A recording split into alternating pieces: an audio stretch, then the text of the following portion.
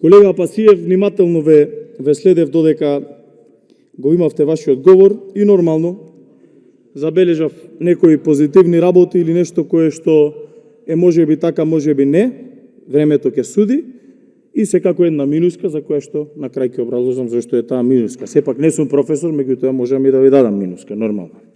Слушнавме за државниот правобранител, слушнавме за дека сиот овој договор е судски процес, а не закон кој што треба да се носи во собрание.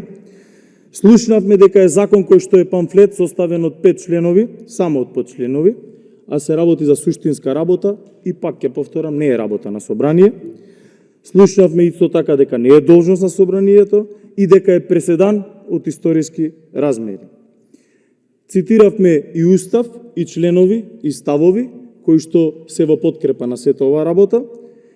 И исто така кажавте дека Уставниот суд во догледно време би требало да одлучи дека овој закон, под предпоставка дека ќе биде донесен од пратениците кои што се на власт, ќе биде поништен како неуставен. Нормално, доколку не се опаметат и не ја погледнат работата онака како што треба. И за која што повеќето пратеници кажаа дека веројатно, односно повеќе од веројатно, дека ќе следи каква таква одговорност. Кога ќе дојде времето, се разбира.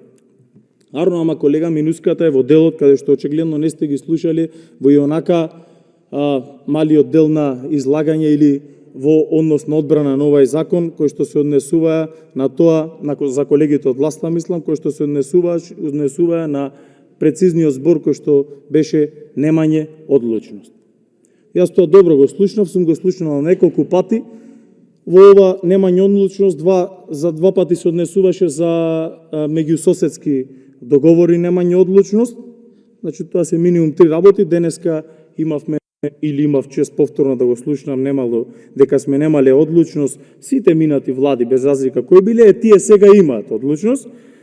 За да на крај потоа слушнеме од премиерот со кодно име Казино Деливери Бој дека било тешка геостратешка грешка и покрај тоа знаеме за одлучноста на СДСМ за виткањето на кичмата, знаеме за одлучноста на СДСМ за виткањето на кичмата поврзана со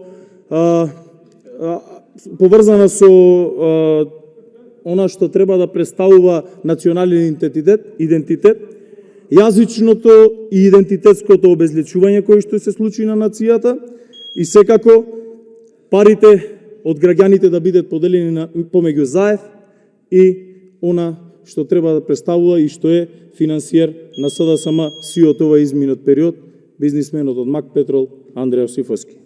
Меѓутоа, да искажам една реченица, толку... Не е коректно да спомнуваме имиња кои што не се присутни. Не можат луѓето да одговорат. Дел од законот. Може само една реченица за. Добро, благодарам. Како што кажав, дел од законот е точно и соматичен број, како што кажав, одлучи се за повеќе работи. Да, колега Пасиев, ќе ви повторам уште еднушка, одлучни се, ама доста е. И благодарам.